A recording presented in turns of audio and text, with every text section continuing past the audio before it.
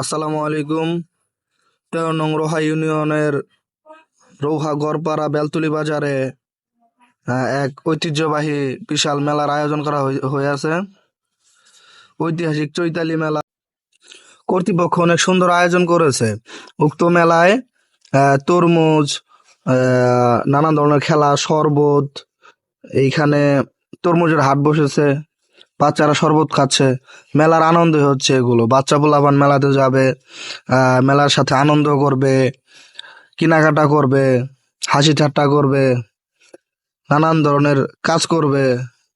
এগুলো নিয়ে হচ্ছে মেলা। আমরা ছোটবেলায় অনেক আনন্দ করেছি, এখন আমরা বড় হয়ে গেছি।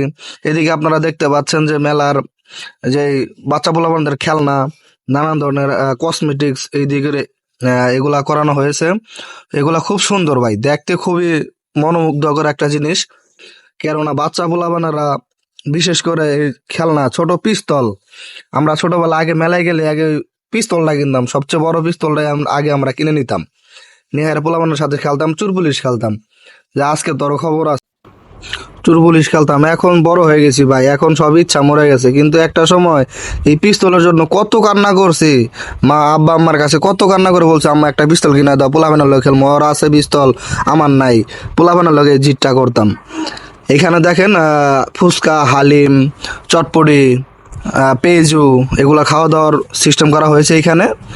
উক্ত মেলায় খুব সুন্দর আয়োজন, বিশেষ করে মাটির খেলনাবাতি, এই জিনিসটা খুবই জনপ্রিয় ছিল ছোটবেলায়।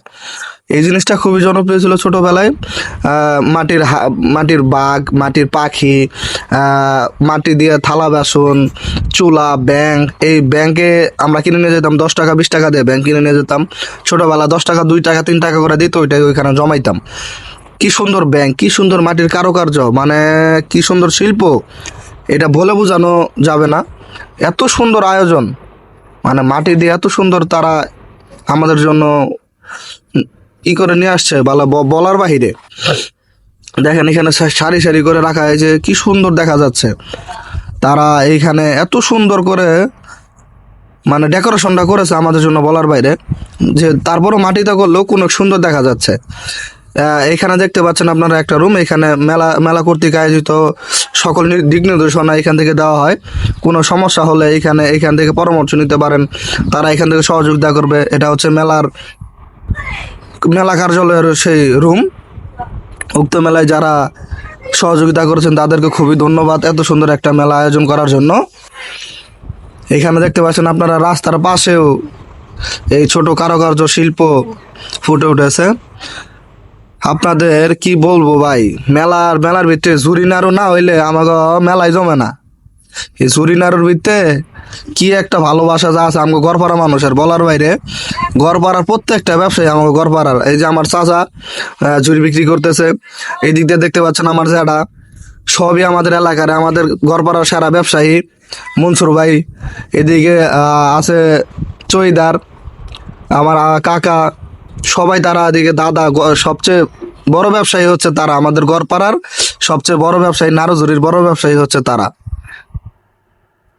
লাড়ুঝুরি না হইলে যেন মেলায় জমে না, নাড়ুঝুরি কিনতেই হইব। আমাকে গড়পাড়ার ভিতরে আইলে নাড়ুঝুরির ব্যবসার উপরে কোনো ব্যবসা নেই ভাই।